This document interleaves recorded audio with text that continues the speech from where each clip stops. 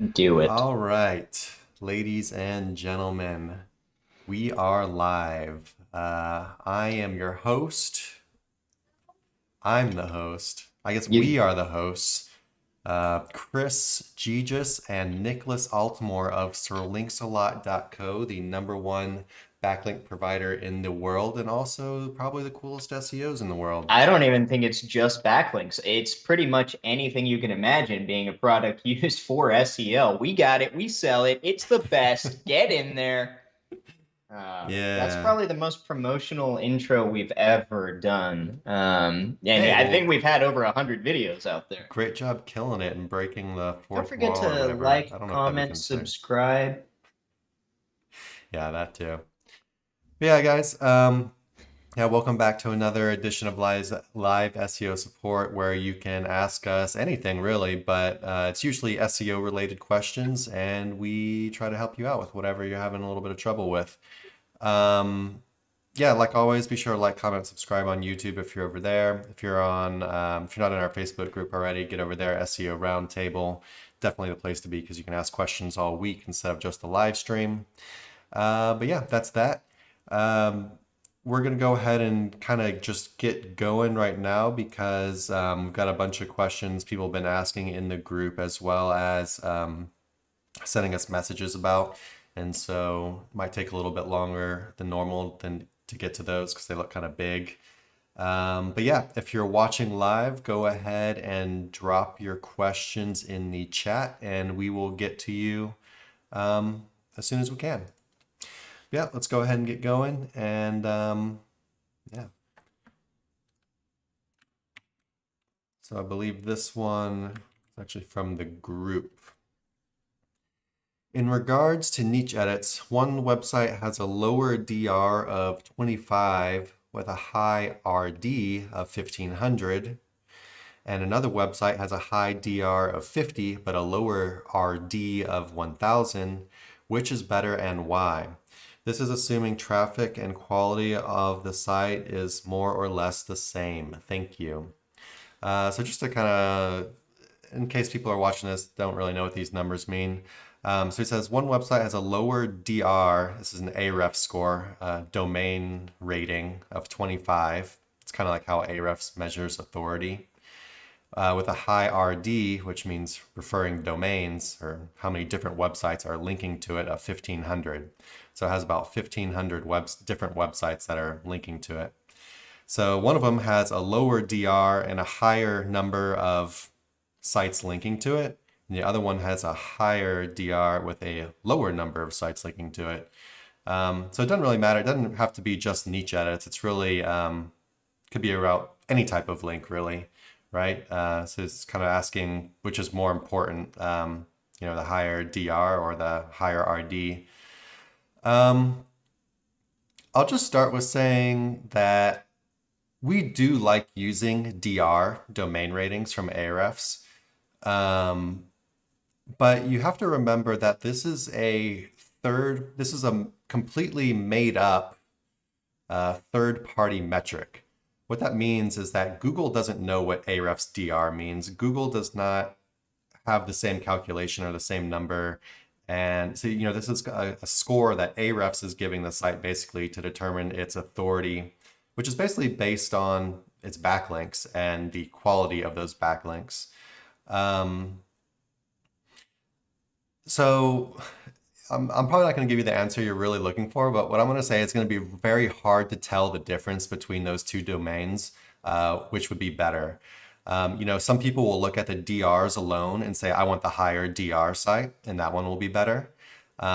And the reason the DR would be higher was that Ahrefs would think, even though that site has less backlinks, it thinks those backlinks are higher quality than the lower DR site with more backlinks. But I think in reality, it's gonna be pretty hard to determine which one is actually better because, like I was saying, Ahrefs scores are they're only Ahrefs scores, they're not Google scores, and there's a lot more that goes into it, like like how relevant the links are for you. Um, you know, you had mentioned the traffic and the quality of the site is the same. A lot of people go off only traffic as the metric that they really look at. So a person that looks at only traffic would say that those two sites are equal.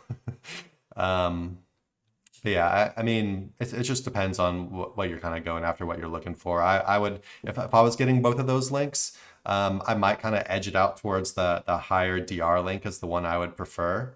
But at the end of the day, it's a pretty tough comparison, realistically. What do you think, Nick? Yeah, I mean, just based on the question, like if everything, because what you said is right, you know, if all the variables are the same, meaning that the niche is the same, quality is the same, etc., then like you, I'd lean towards the DR of 50, because DR, when we talk about third-party metrics, DR is going to be more accurate than something like MozDA, or a lot of other metrics that we've seen.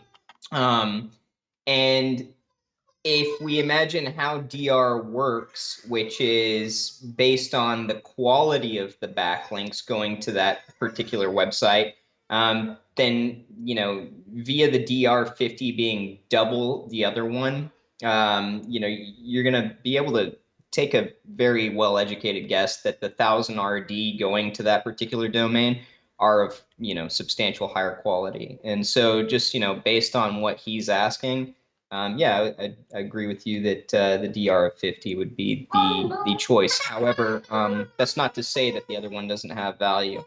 Hey, Caspian. 1 minute, buddy. Yeah, he was asking for someone. I'll be right back. Okay. Yeah, babies sure do like to cry a lot. That's like their job. But yeah, you know, like Nick was saying, if everything is exactly equal, you know, they're niched down to the same level. The traffic's exactly the same. Literally everything is exactly the same, which is not something you can really say realistically. But if you say everything is exactly the same, then you know, I would go for the higher DR side as well. But what I'm trying to say here is that at the end of the day, you still have to take DR with a grain of salt. You know, DR and Ahrefs are not perfect, just like Moz and their score of DA isn't perfect.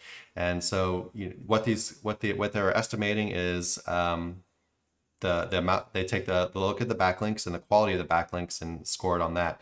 So, you know, I would say they're pretty good, but still at the end of the day, you know, you want to look at things yourself as well. And yeah, I'd probably go for the higher DR link. I mean, I feel like it'd be pretty hard to convince anyone not to go for the higher DR link, honestly. Yeah, hopefully that helps and wasn't too confusing. Let's go ahead and see what the next one is.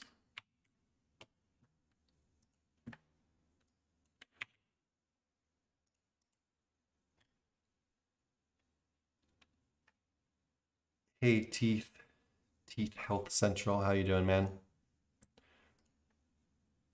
I don't know if I should wait for Nick to start this next question or if I should just get going. Yeah, I'm just gonna get going. All right, when rebranding, for instance, we have the brand name Apple Chair, okay? Rebrand to Apple, new domain, okay? So the rebranding from a longer domain to a longer brand name to a shorter brand name, and they're changing to a new website, new domain. In this scenario, we need to rebuild the new brand anchor Apple after the SEO migration, considering all the 301 has been done correctly. From this context, is it safe to keep adding power links toward the inner pages? Yeah, Nick, just to recap for you. So they have a longer brand name, Apple Chair, and they want to rebrand to a shorter brand name, Apple. And so they're going to be switching from, you know, applechair.com to apple.com. And so they're 301ing it all over. And it says, the question is, in this scenario, do we need to rebuild the new brand anchor for just Apple, so the shorter brand name, after the SEO migration, considering blah, blah, blah? And is it safe to keep adding links to inner pages? So what I'm going to say is, you know, in a situation like this, just think about like what Google thinks is going on. And what Google thinks is going on is that a company is rebranding. And so I don't think you necessarily need to be too safe or careful in this situation, but the answer is yes. You want to start building new links. I wouldn't worry about changing the old links for your old anchor text of, Apple chair. Just start building new Yeah, do links with not change your old links.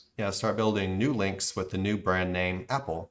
Because that's what a real company would do. They're not going to go back and try to get everything changed from Apple chair to Apple. They're just going to move forward. So we're Apple now, and they're when they're promoting themselves, they're going to say that's their name or whatever, and get links and that just say Apple. As far as adding links to inner pages go, I would say you don't really need to change much of anything. If the 301, if everything works well and everything's looking good, then I would say you can just keep building links as usual. A healthy mix of homepage links along with inner page links, if that's the kind of stage that you're in the link building process and what you think the site needs at that point in time. What do you think, Nick? Yeah, you're not gonna have to really change anything. I mean, if your link building campaign is going normally before you rebrand or before you 301 that domain, then just keeping quote business as usual going is going to look natural. Now, typically the way me and Chris build is heavy to the homepage no matter what, right? So if you want to sprinkle in inner page links, or maybe even change, let's say, sometimes when you're doing a 301, you might find that you did keyword research a little bit wrong, or it's a good opportunity to kind of mess with things that you might have overlooked earlier, or to kind of audit what's going on as far as your permalink structure goes, where the backlinks are pointed, how to reuse some things, are there keyword cannibalization issues, etc. But if everything is very straight line, then it's safe to do a little interlinking or inner page linking. Not something you're gonna have to really worry about. But at the same time, it's gonna take a little while for a 301 to take, and it can be a little topsy-turvy. So I would, on a personal level, probably go heavier to the homepage for a little while just to make sure that things do take. But that's not to say that you couldn't add some inner page links as well. It's fine. Yeah, he's also said that the 301 the site migrated and the 301's all been done correctly. So I'm assuming it's all Yeah. kind of going. But yeah, if you're a little unsure if the 301 hasn't really caught on yet and your rankings haven't completely like transferred over basically, then yeah, you go a little bit safer to the homepage. Probably what I would do. I don't know if that's 100% necessary, Yeah. but probably just what I would do, just because I would rather err on the side of caution Yeah. with that kind of thing. But yeah, short answer, don't worry about your old links. Yes, start building new branded anchors with your new brand name. And if the 301 has really caught on and your rankings have transferred over, just business as usual with your link building. If the 301 still hasn't really kicked in all the way and your rankings haven't really completely moved over, maybe go a little bit more to the homepage, just to err on the side of caution. All right, let's go ahead. Let's grab this question from YouTube, because our man is actually watching the stream live and these other ones might not be. Let's get it. Don't forget to like, comment, subscribe if you've enjoyed the show so far.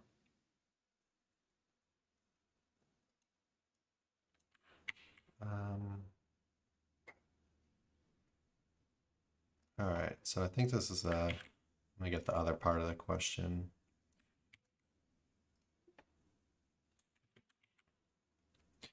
All right. Have you guys changed your strategy since the affiliate review has come out, i.e. more info content or buying the actual product? My sites have been decreasing but have flatlined, which is kind of a relief. Hopefully they start going back up. Yeah, so it's a relief. It's a relief that they stopped going down, right? That's always good.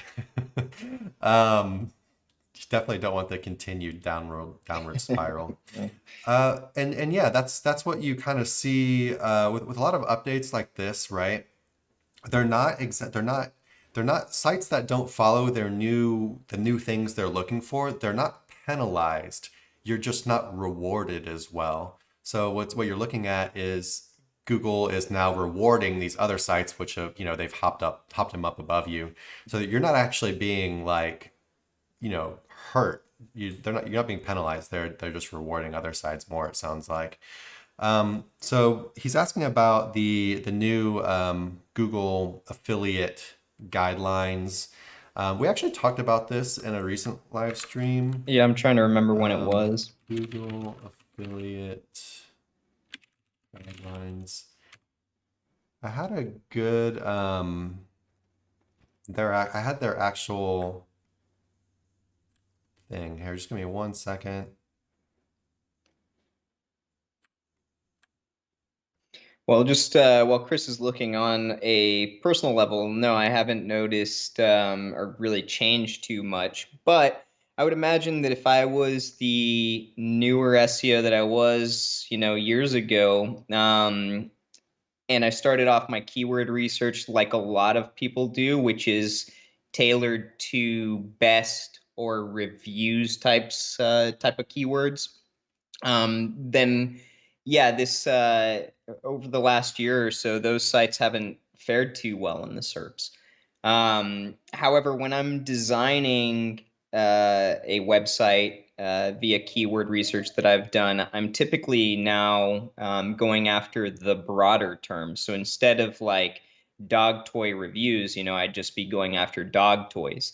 And maybe within that article, then I would tailor it to also go after reviews or best, etc. But with the actual permalink, I wouldn't be going there. And I've seen that most people asking this question have those kind of hardline sniper sites that are targeting these smaller SERPs based on things like best or review, etc. Hey, Caspian.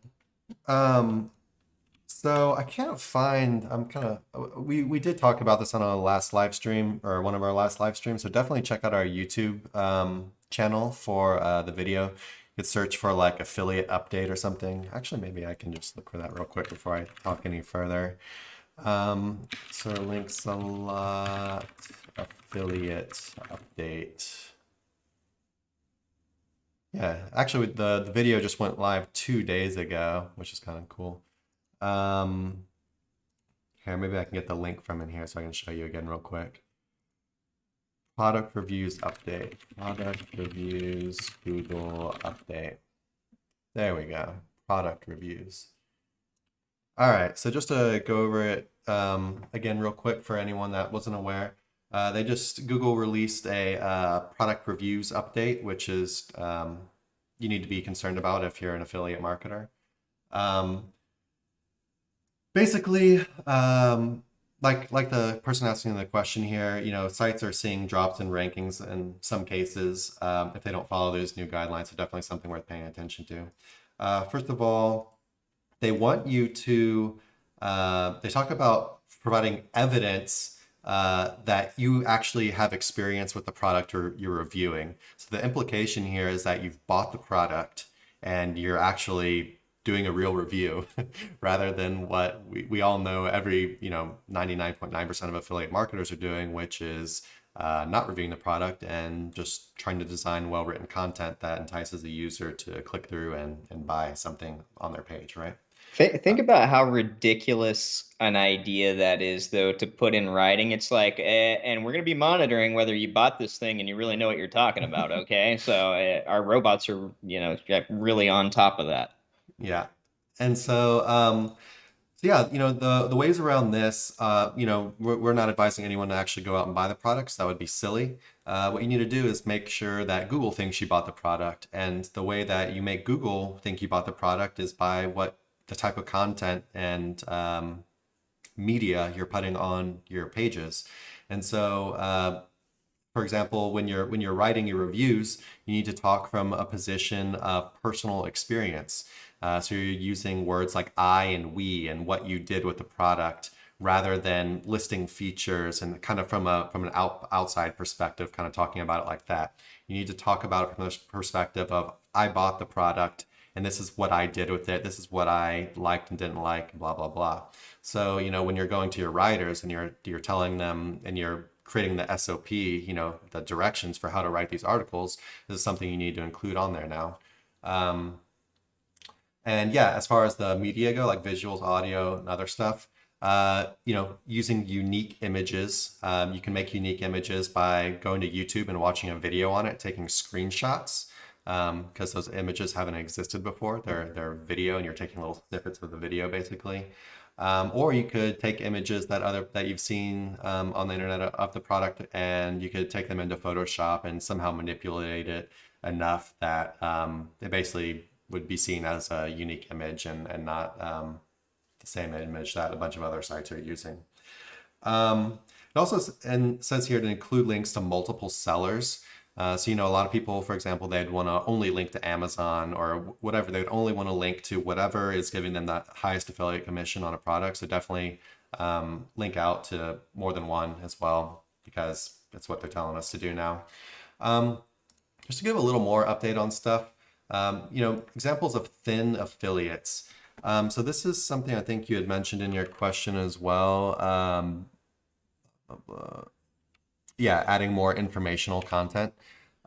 So, sites without informational content, and you're just having affiliate review after affiliate review, and they're all best. This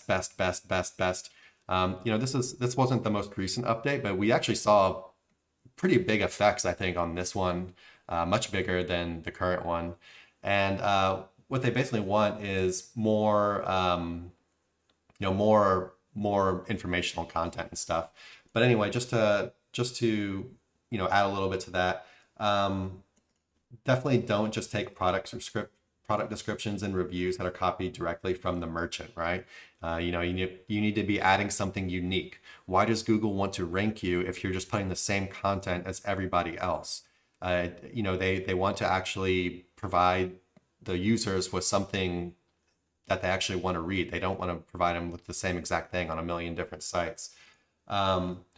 Majority of the site is made of affiliation and contains a limited amount of original content or added value for users. So again, they're talking about, this is kind of along the lines of informational content, just content that helps them rather than it's just trying to get them to click something, right? Affiliate program content should only form a minor part of the content on your site. So informational content. If you go and you look at your website and you have 90% of your pages are affiliate, you're selling something on that page, trying to get them to click through to buy something, definitely look at that. Definitely start adding more informational content to your site. And informational content, you don't have to look at it like, oh, informational content, now I got to do this, and then this page isn't even worth anything. It's actually the opposite. You're expanding your web. You're bringing more traffic into your site, which you can then direct through interlinks to your affiliate articles. So, just think of it as kind of like expanding your sales funnel rather than something you really have to do that you don't want to do, right? And upping your niche relevance, not to mention, Yeah, exactly. And you're adding supporting content. You're basically beefing up your supporting content for your affiliate articles, which will then help their rankings as well. Let me. Sorry, go ahead.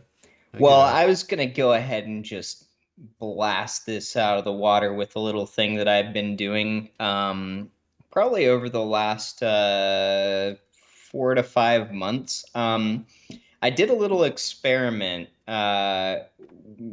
with a very high authority website that I've got, where basically I've got a set of plugins that I use to pull data from Amazon products that I would like to sell, right? And so I did a heavy keyword research kind of experiment where I looked for keywords that seemed very accessible. I wrote maybe 100 words of content for the intro, and then I auto-generated these product informational little snippets onto that page. So no original content, just pulled straight from the affiliate.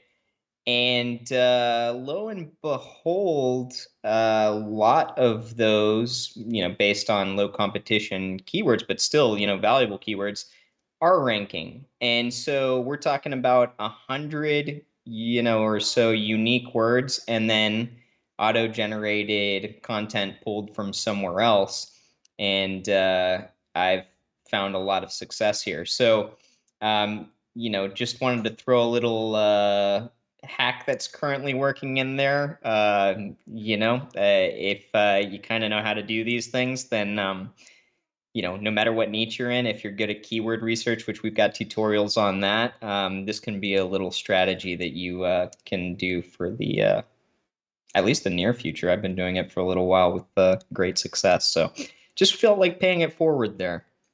For sure. And then last thing I'll just say, keep your content updated and relevant. I know that, the affiliate marketer dream is to not do much work or whatever, but Google likes websites that are maintained, that are providing up-to-date, reviews and information so people can make the best purchasing choices imaginable. So they can be the best consumers on the planet. So yeah, keep your stuff updated. It's going to help your rankings. Go back, see if basically the cluster of keywords that Google's ranking for that particular term has expanded. If there's something you can add, a little more content you can add. If anything has changed that you can add little updates. It doesn't have to be big. It could just be an extra 100 words, 200 words, something like that. A little section with a new H2 heading and a little more unique info. Just stay up to date. So, was there anything else you wanted to add, Nick? No, not really. I mean, I think we pretty much covered everything. Yeah, so that's pretty much it on that. I haven't seen too much stuff on the sites too much movement on the sites I'm working on. But yeah, right from the experience that you actually use the product, use unique images and videos or whatever when possible. Link out to multiple different places they can purchase the product at.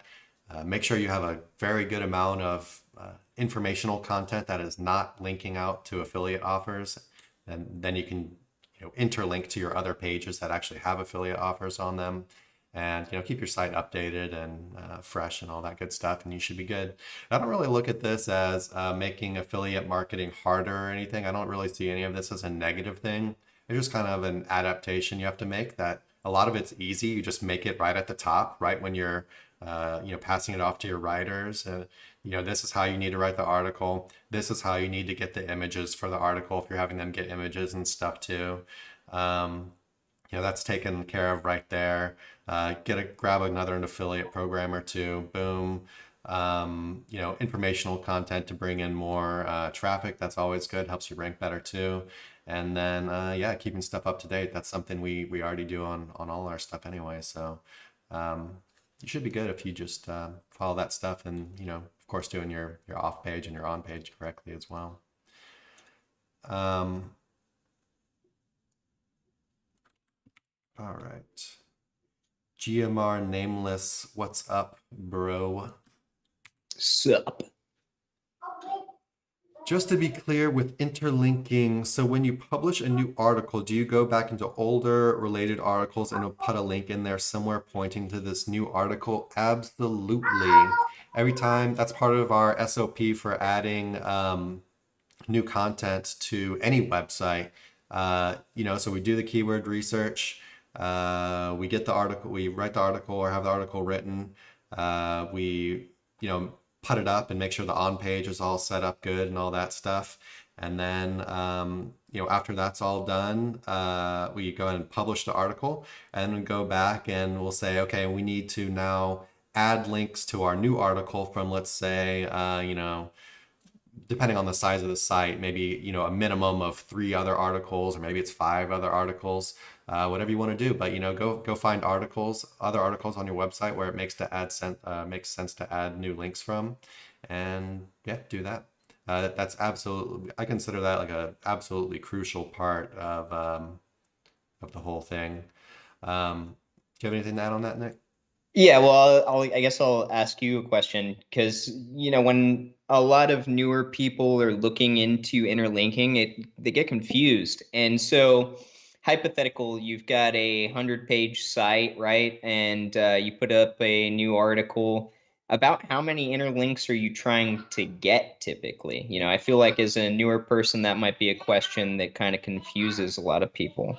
I don't really look at like I want like so there has to be like an absolute minimum of like one or two, like an absolute minimum of one or two. On a 100-page site, I'd probably even say like 5. Yeah, so You know, realistically, I'm going and I'm adding wherever it makes sense. And so what I'll do is I will I'll just go into Google. I guess I can just do, so I can go like site colon sirlinksalot.co guest post. Just want to make sure I'm not pulling up anything bad. All right. So I just use I use Google to find the stuff to interlink from, just because their search engine's better than the search engines built into your website a lot of times. yeah, that's a good idea. So yeah, I just go, you use a Google operator here, site colon, and then you do your site name, and then you type a keyword in basically. And so if I had a new article about guest posts or something, and I wanted to find other articles that we had that talked about guest posts, yeah, just do this, and this will go. So I've got 149 results here of different pages on our site which have the word guest post in them, which I can go out and grab and see basically just which ones I want to add to. Yeah, it's not really a hard thing to do, and the benefits of it are great. And it's part of the we have a high authority. For example, just Sir Links-a-Lot. Sir Links-a-Lot is a high authority site, and so stuff probably, even if we didn't interlink to it, stuff would probably index pretty quickly. But let's say you kind of weren't like a super high authority site or whatever. All this interlinking and stuff, it's definitely going to help out with your indexing. It's also going to help with your ranking. Yeah, just definitely something not to skimp on. Super important stuff. Anything else, Nick? No, I think it's good that you touched on, like, it can be easy to conceptualize, getting 5 interlinks on a 100-page site. But if you've got like a 5 to 10-page local site, then maybe you're a little bit more confused. And maybe 1 or 2 interlinks would make more sense there, right? Yeah. Also, if your website's pretty niche down, then don't overthink how relevant the post has to be to get an interlink. I mean, if you think about naturally, um, there's different backlinks and different types of articles for all sorts of reasons. They don't all have to be completely niche down. However, adding relevance is always a good recourse of action when you're trying to maximize, what you're doing from a SEO perspective, which is, gaming a algorithm. And so, I think best practice is definitely what you just said. I'll also just add one more thing, because we've had some people, or maybe one person, asking about like silos and stuff, like on-page interlinking Yeah. silos. And what I was telling them was, I really feel like the whole idea of silos, whatever, it's kind of an older idea that's kind of faded in well, strict silos, where they're very strict about this can only link to this, and we're I really remember, yeah, when that was like all the rage, just I was a newer SEO, and I was so confused by it. yeah, I was confused by it And too.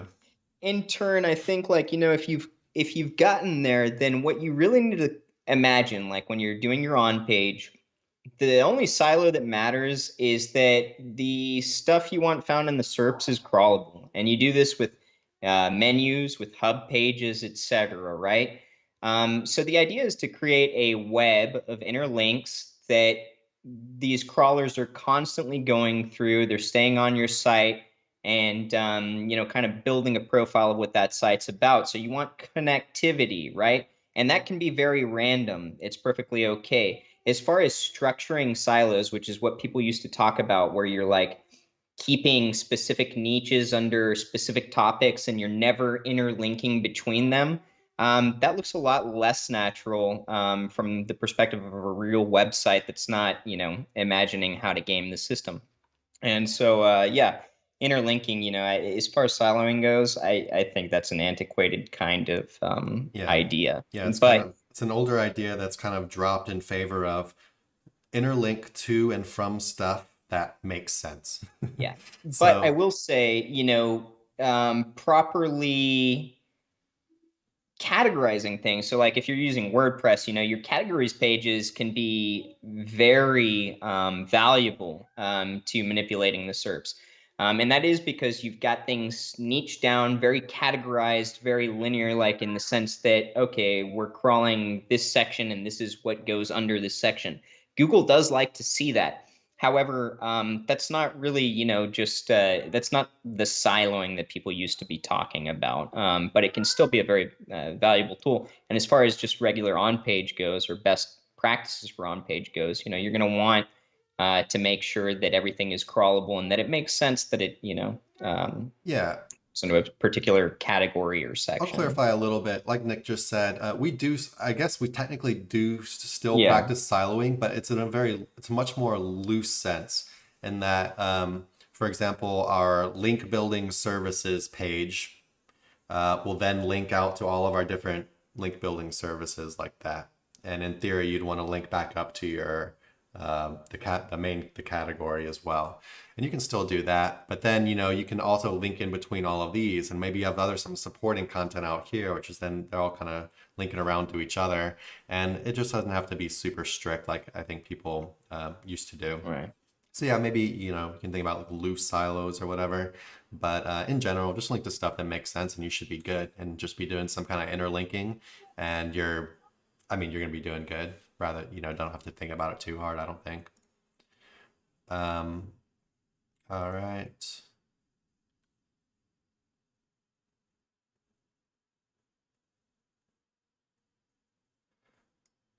Well, so this is it says, I was doing it the wrong way. I published new articles and put links to older posts in the new article. Well, you should do that too.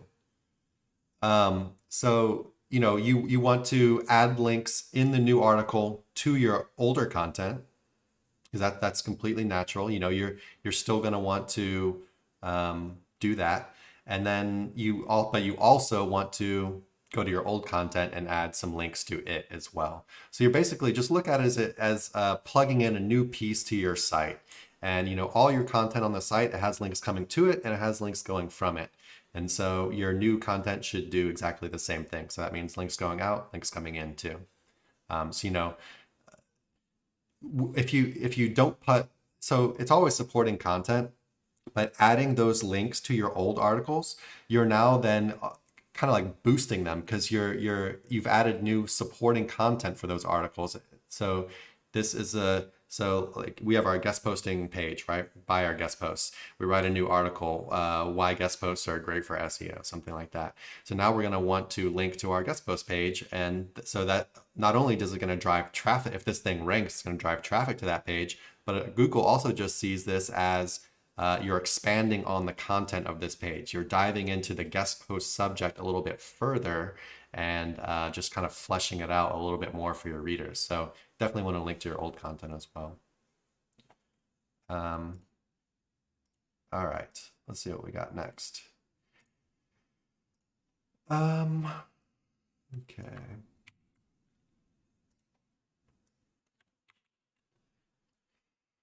There's a potential client whose bounce rate has more than doubled. It was 30% a few months ago and is now 70%. How does one go about looking for causes?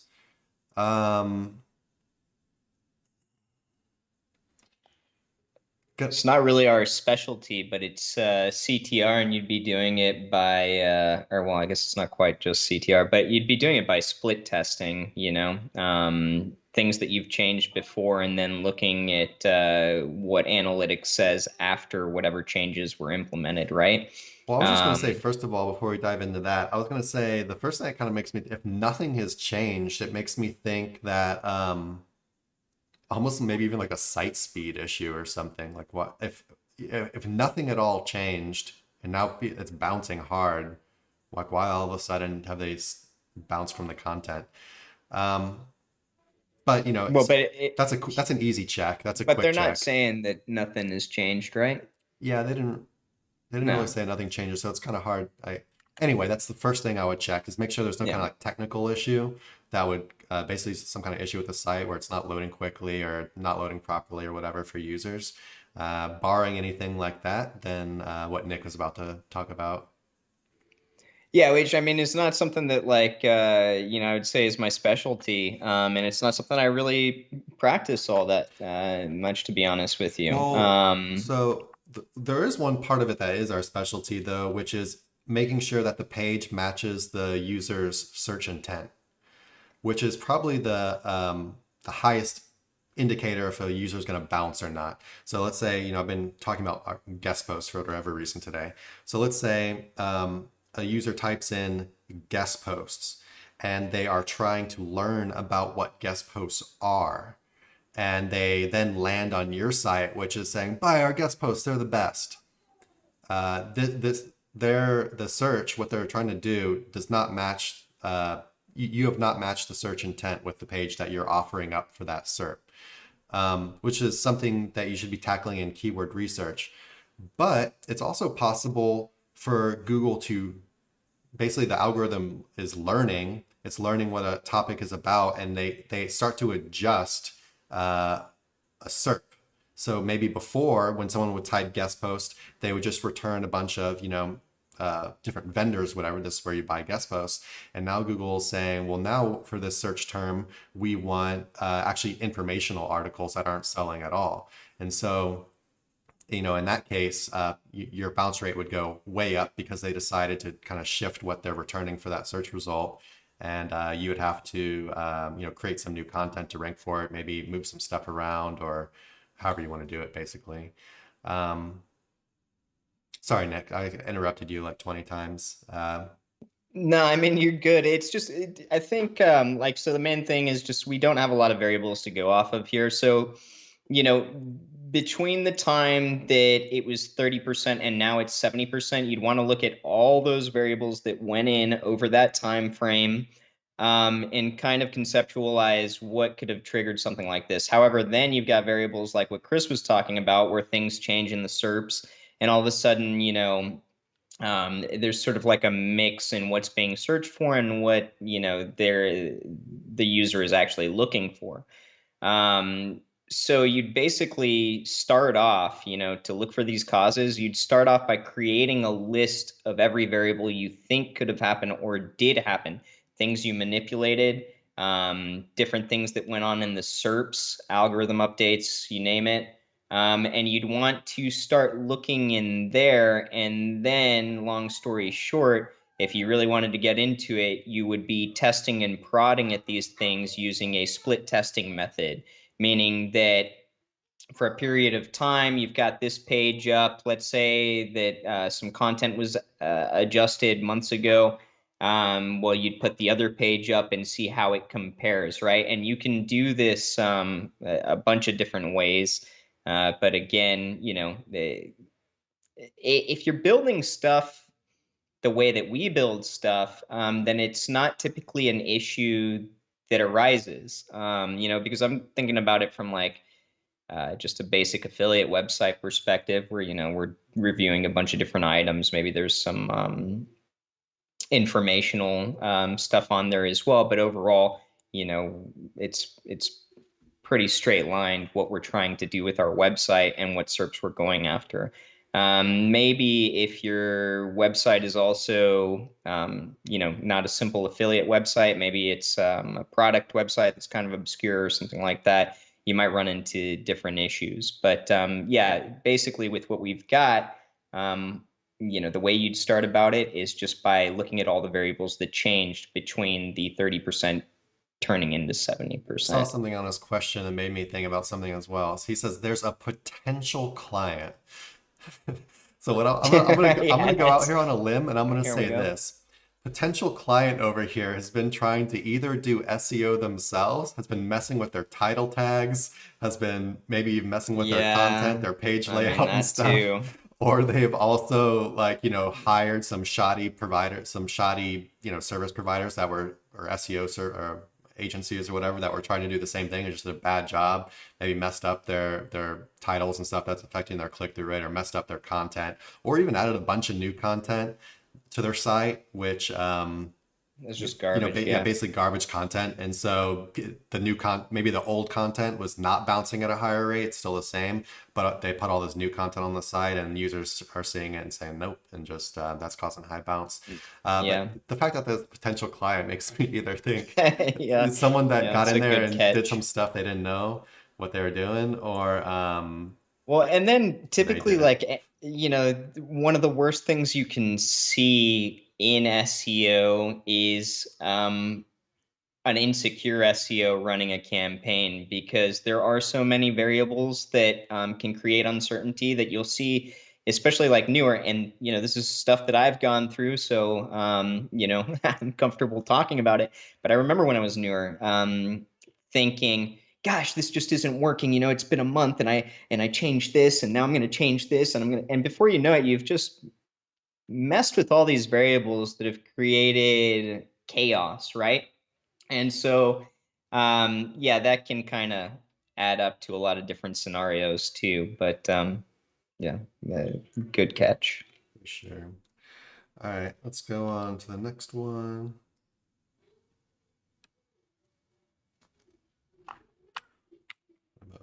Big question.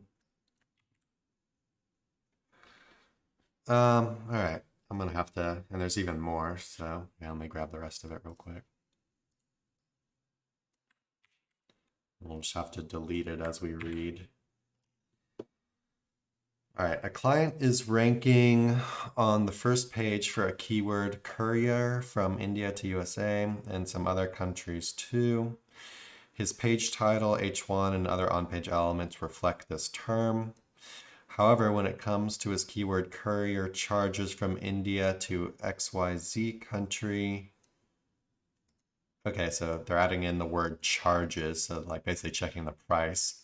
His ranking is down for some countries, or he isn't ranking on the first page at all. It is understood that people here, so okay. So basically they're ranking for one keyword, and then when you do like the other keyword, that keyword plus like price or whatever, it's the rankings for that are going down or not ranking at all. Client, wait, what did I just delete? If I, Okay. 1 second. Yeah, sure.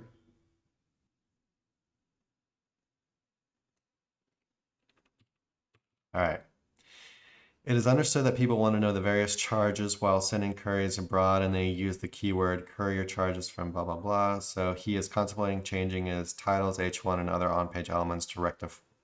So it's basically they're thinking about putting the word charges more in their on-page SEO, since that keyword is not doing too well for them.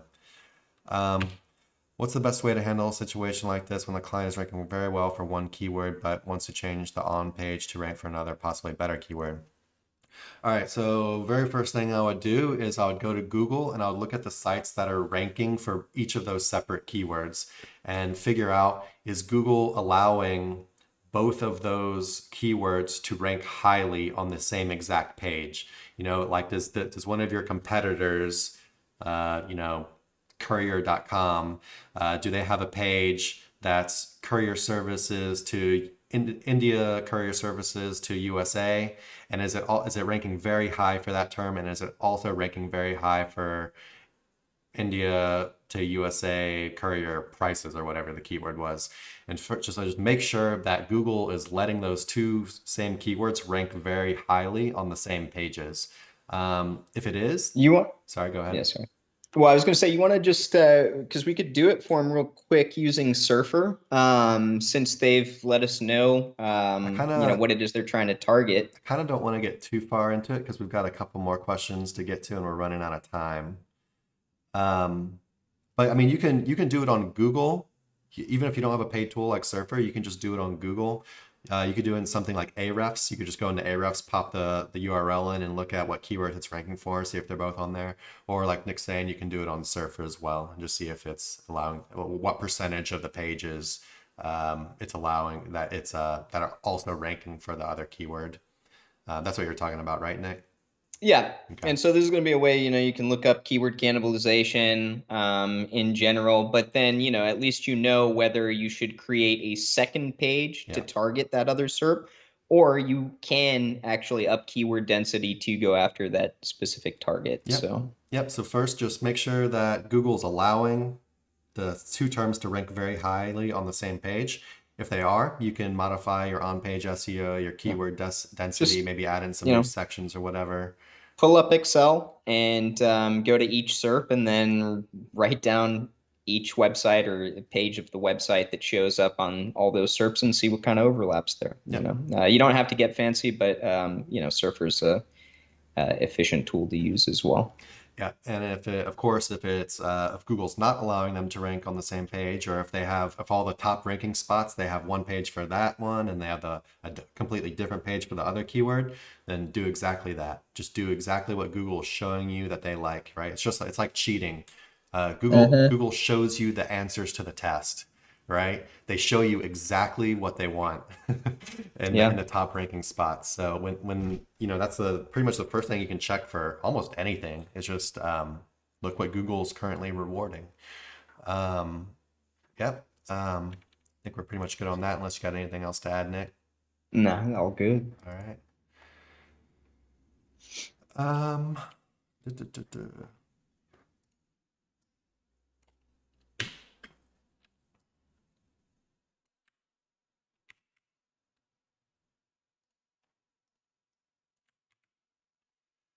All right. From another Facebook group, I thought I'd ask, someone is struggling to get his site indexed. A fresh site, so it's a new website. I'm assuming 0 backlinks, completely new domain. It's about a month old, but still not indexed. How long does it typically take to get a site indexed? I thought maybe 2 weeks or so is fine, but a month seems quite a long time. Technically, nothing is wrong with the site. As per the gentleman, the robots TXT looks all right, submitted in Google Search. So, the website needs a reason. So you think about the internet, right? And Google has its bots out there, or you can call them like spiders. I like to think about it as the actual web, the World Wide Web.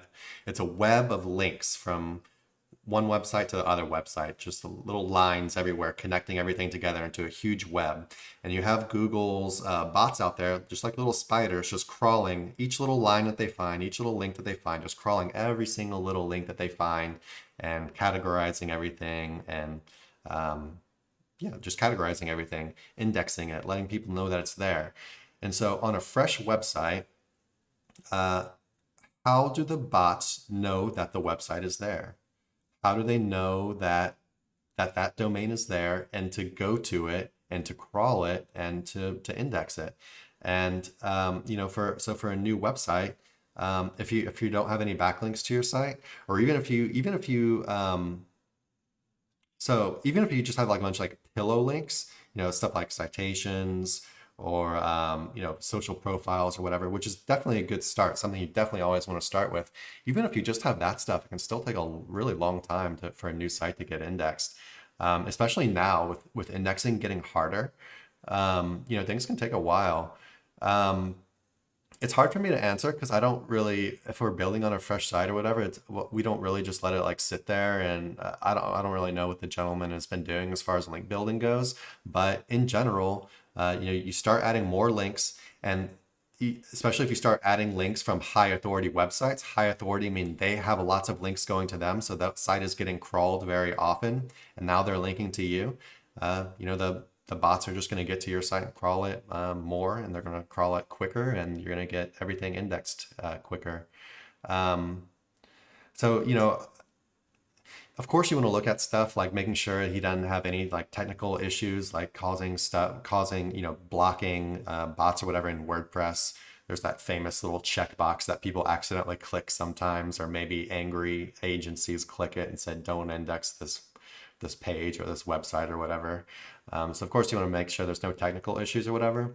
But if it's a completely fresh site, and I'm assuming they're not doing link building, because just a person asking this question doesn't seem like the person that would be going out and acquiring high value, like quality links. I'm just assuming that it's completely natural and just it can take quite some time if you're not really doing any kind of link building. But But yeah, I mean, if I wanted to answer, if I wanted to help them out, and they didn't really have a budget to spend on links or whatever, I would say go build a bunch of pillow links first of all. Build a ton of profiles on different social media sites. Of course, all the big ones, your Facebook, your Twitter, your YouTube. You can even go and just make some YouTube videos with nothing in them and just blank airtime or like, hi, this is Bob, just saying some random stuff and then linking to your website from these little videos you're making. So it's not just from your profile and stuff on YouTube. And yeah, that'll definitely help speed things up. Like it still takes some time, just being that pillow links don't really get crawled with the same kind of frequency in general as links from a high authority website. Anything to add, Nick? Yeah, so I mean, while I agree, that getting started on some link building would probably help, the fact of the matter is a month for a site not to get indexed, there's most likely there's something else that's wrong, especially if you've added this site to GSC. Because typically, like even if you've got like a 5-page local site with no backlinks going to it, once it's built out, there's content on there, you add it to GSC, it will get indexed. It's probably not going to start, ripping through the SERPs or anything like that.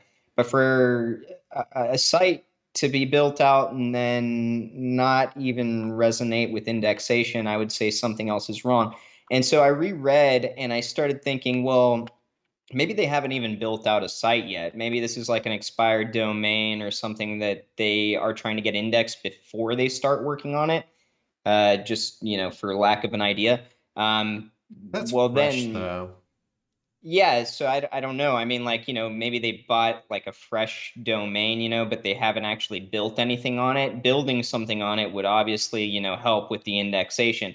If you're just sitting on a parking page waiting for an expired domain to come up in indexation, depending on what that domain was used for previously, then you could run into issues there.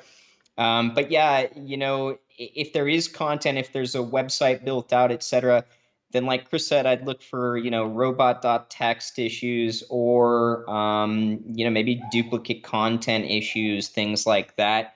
Or, if you're in GSC, then I'm guessing, you're not seeing any penalty there or anything like that.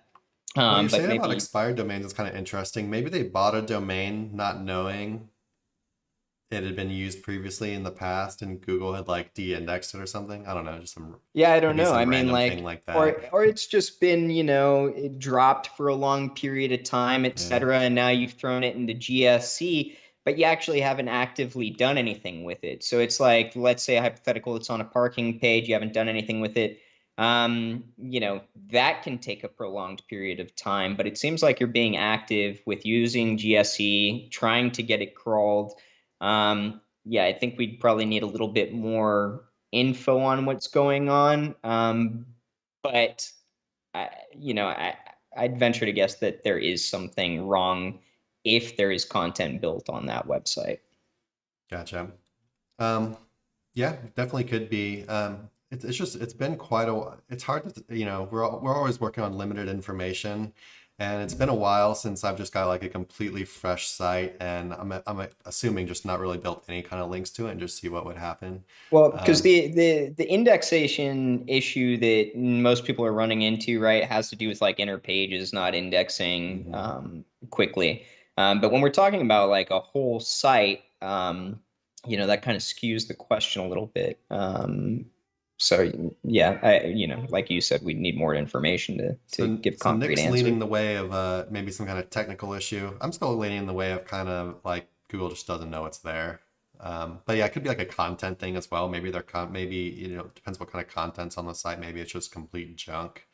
Um, yeah, some stuff you could definitely Yeah, look I mean, into. because once you submit a website to GSC, Google for sure knows it's there, I feel like It's that just like, doesn't what work is it though. crawling? I feel like that is so like useless. The the GSC thing to submit it for indexing. Do you I use don't ever that? do it, Yeah, me either. to be honest with you. I never use it. So I I did couldn't in tell the you the very last time I beginning. tried.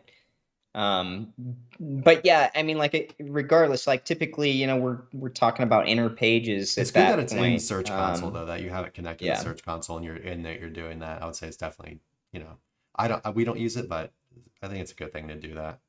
But long story short, if you do have a site on there, if it is unique content, if you have checked that there are no technical issues, then keep your campaign going. Start a backlinking campaign or just get whatever links you can naturally. Keep the content going, etc. And so long as there is no sort of penalty, then over time you should get where you want to be. All right. All right, boys. Looks like we had a couple questions coming in the chat. If you have any more questions, ask them now. Otherwise, we're about to start going overtime, so we're going to be getting out of here pretty soon. So any last minute questions, drop them in the chat. Here's a quick one. When will you be accepting Mastercard or Visa, especially for those without PayPal? As of right now, don't believe we have any plans of expanding to accepting cards directly and just remain going through PayPal.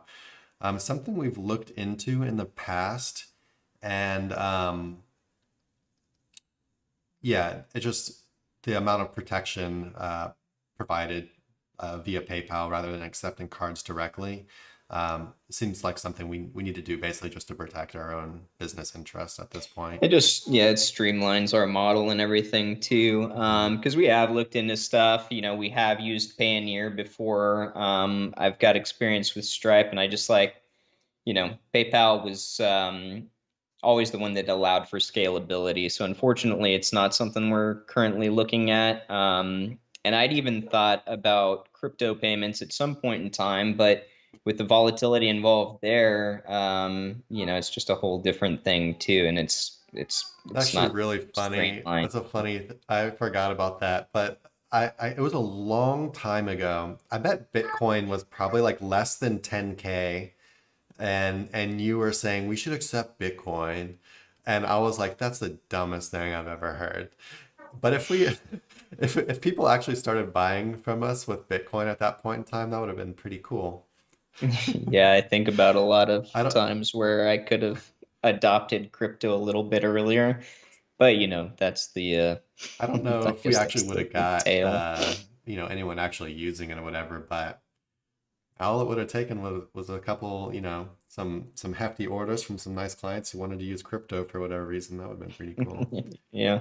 But yeah, sorry. Assuming we'd hold, etc. See that changed the business model. It's like, PayPal is that's our sorry about stick that, to. Sorry. Wendy. Just going to be PayPal for the foreseeable future, it seems. And then, oh my gosh, taxes? Come on, no. All right. What do you say about Google indexing API with rank math? Is it for sports, news sites, or for everyone? It's honestly, it's something I don't have any experience with. Do you, Nick? No. No. I just it's not something I worry about. Any website that I've got that I've been working on, I know the recipes that I'm using will do well for me just because of how long I've used them for and how they resonate. When I think about indexing using an API through something like a plugin like Rank Math, could it be a good thing? Maybe so, but I don't really have an issue getting things indexed. So it's not something that I've ever really thought would be needed. But I guess, if you've got a newer site, I guess it couldn't hurt to. I'm trying to think of what negative thing do you think could happen? Yeah, I don't really see, I don't really see anything negative with it. I'm assuming that this feature on Rank, because I think Rank Math is all free. I actually don't use Rank Math at all. We don't see any need for it. I know a lot of people get really hyped up about the But the mainly because plugins I that they're mean, using. we got, in the habit of using Yoast early on. Yeah. I have used Rank Math. I think it's good. But it's just, creatures of habit. Mhm. So, Yoast, I think, is where we ended up. Yeah, just to kind of expand on Nick's answer a little more, so I'm not, we are talking about something ultimately that we don't have direct experience with, so I'm just giving you the best answer possible. If this plugin is just used to help things index quicker, that's not something that we do at all. We indexing is not something that we ever think about. It's not something that we spend any kind of effort on, because like Nick was saying, the formulas that we use to build websites, to do our on-page SEO, to write content, to do our off-page SEO, all this stuff together, when you're doing it properly, stuff indexes. And it's just not something we have to go out and spend any kind of time with, messing around with APIs and plugins and whatnot. It's just not something we put any kind of effort or thought into at all. And if you're just following the basic principles of industry standard best practices for writing content, the standards for doing all the stuff that I just talked about, I don't think it should be something that anyone needs to worry about. And maybe I'm completely missing the point of the question. Maybe it does something else that I'm just completely missing Well, out I on. mean, I just don't know. basically, you're going to be attaching, Google API. So there's probably some kind of recall, right? When a new post or page goes up, then, that triggers something within the API that says, look, here it is, right? So if it is seamless and your website is trusted, then maybe this is actually like a really good option, because I don't see why, if your website's already very trusted, so you've got like a high authority website, then maybe we're missing out on a couple days quicker indexation by not thinking about Could this be. or trying it. I don't know, but it still, That's true. knowing about this right now, am I gonna go do it? I'll be honest with you, I'm not. So maybe if you're operating in But like a very time sensitive niche, like some kind of like news related, where you need the stuff like it's yeah, got to be hmm new content. We've updated this content in a new article and it's got to go now, now, now. Maybe it might be something worth yeah. looking into. Not something I have experience with. If that's what you're doing, then maybe it could be a good thing. But as far as what we do, we're in general we're affiliate marketers. We have local experience too, but in general, definitely more on the affiliate side now. It's just not something that that we spend any real effort on. Yeah. Anything else to add on that, Nick? No, I think that's about it. Cool. And then he says, I think Google is taking more time to index newer sites nowadays. Yep, absolutely Yeah, for right. sure. You are not alone. People are having tons of trouble now. No, not everybody, not us, or not anyone that's Brag about it, why don't you? um, Not me. but it's just Nope. it's Here. just if you're it's part of the reason why I don't really participate in other groups anymore, because it's just hard. It's hard for me to like not answer things in a very like jaded, very like God, come on, like kind of way. If you're just following just the basic stuff, the standards of stuff, you're not gonna have trouble getting stuff indexed. If it's a fresh site or whatever, yeah, you know everyone's having things are definitely taking longer to index now. So if you got a fresh site and you're just getting stuff rolling, definitely expect things to take longer. And that's just how I would expect this to, I think it's probably going to get even harder. Because the website's just growing, growing, growing. More businesses, more people are doing online businesses, more people are doing blogging. Just the amount of And more people are URLs on the getting, website yeah. is just it's just ballooning into this insane number. So when you think about what Google's task is here, which is to sort through this and to basically maintain a database of all of this information and to constantly update this database and then to rank this database. I mean, it's such like a massive undertaking.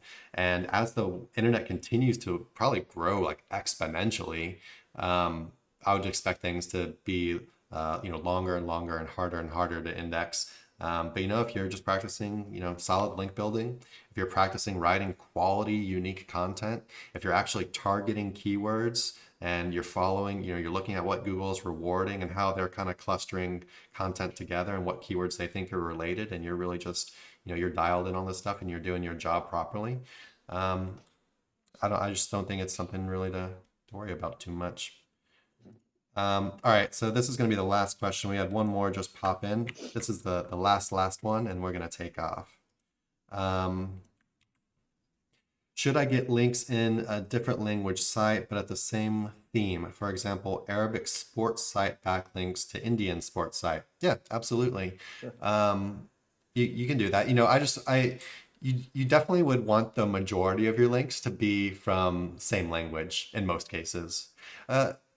What do you think about this? You actually have more experience with this than I do. Nick, well, I mean, it depends, because what happens naturally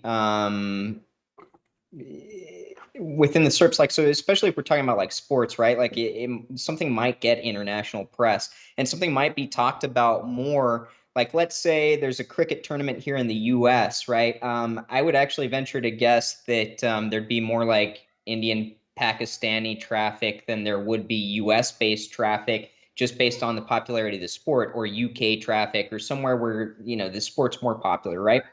And so if it's something that gets an international kind of trajectory, then it makes sense that it would be linked to from a bunch of different places. But like Chris said, what you want to focus on and where you want to mainly tailor your website, as far as, if you're manipulating the backlink data, then you're trying to get the most optimal backlinks, is where you want your site ranking, right? Because that's what's going to influence those particular SERPs. And SERPs, as we know, are geographically related, right? You get different search results depending on where you are in the world. And so if you've got a US-based site, sports site, that's got some foreign press, then that's perfectly okay. But if you want to be ranking in the US, then you want the majority of those backlinks coming from US-based sites, right? And we're not just talking about like sites in English. We're talking about sites, that have traceable IP addresses, hosting addresses to the US, et cetera.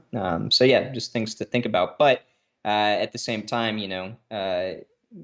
getting a Arabic sports site to an Indian sports site, perfectly natural, and the niche relevance is still going to help you in the long run as well. Yeah, absolutely. I'll just add that I think you can probably get away with more foreign language links on other foreign sites.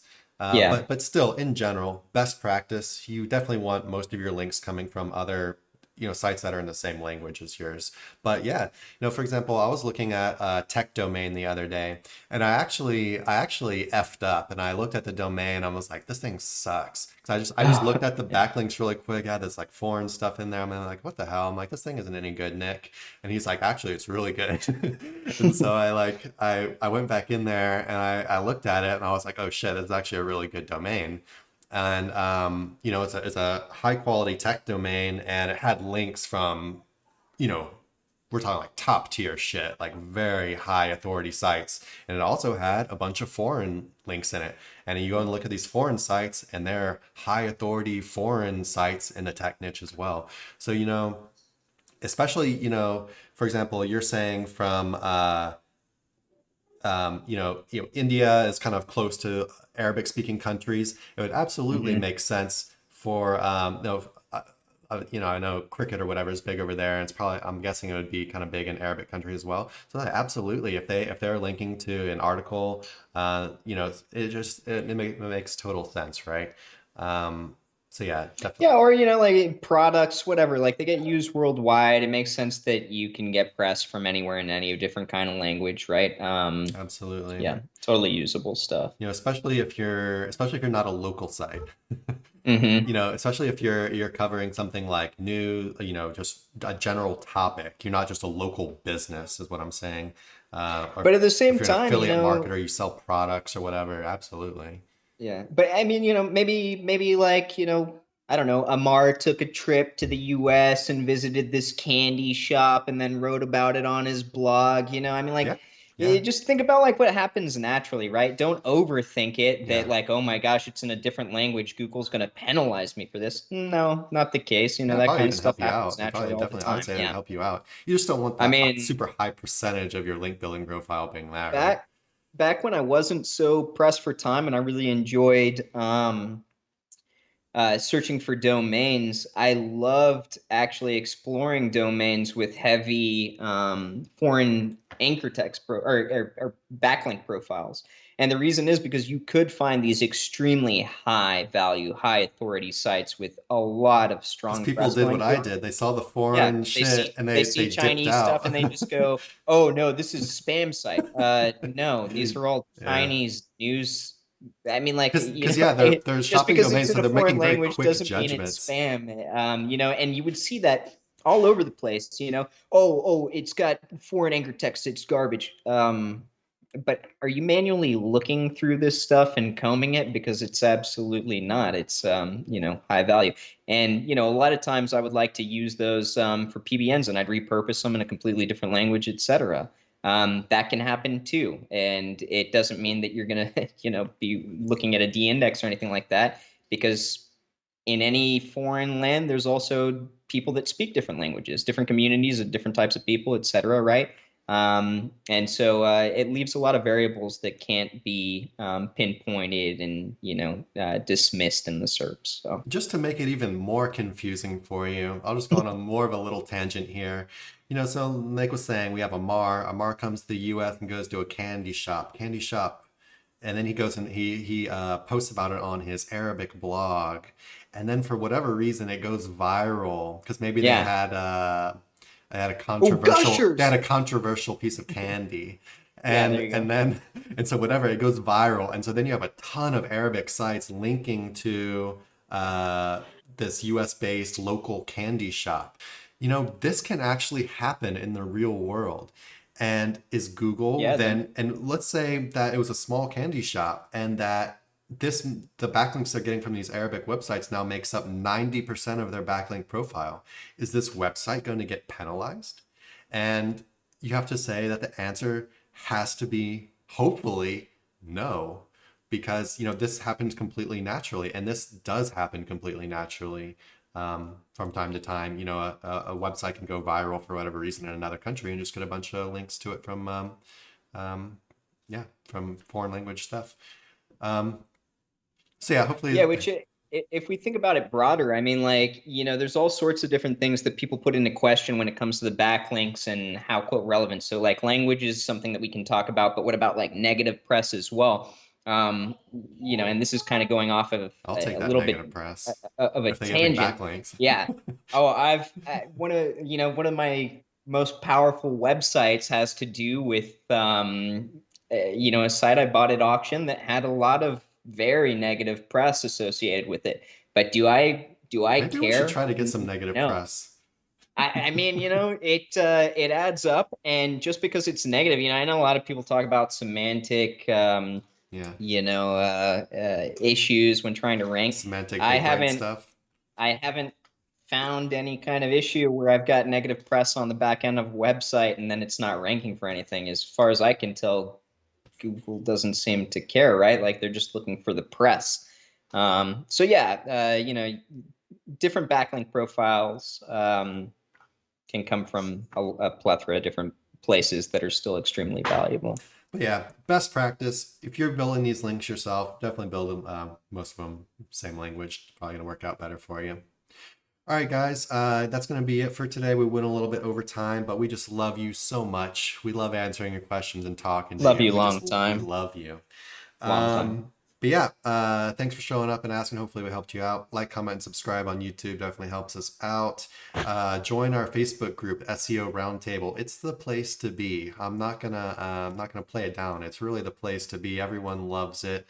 Everyone knows it's the best Facebook group on. I heard Drake and Dwayne Johnson hang out in there sometimes, and I haven't proven it yet, but I think I know which profiles they write from. Yeah, this is 100% true. So definitely join our Facebook group, that SEO Roundtable. You can just search for some links a lot, and you'll find that in there probably. 100% true that we heard that's true. Yes, Just exactly. to be clear. Yeah. yeah, so yeah, that's it, guys. And we will see you next week, same time, same place.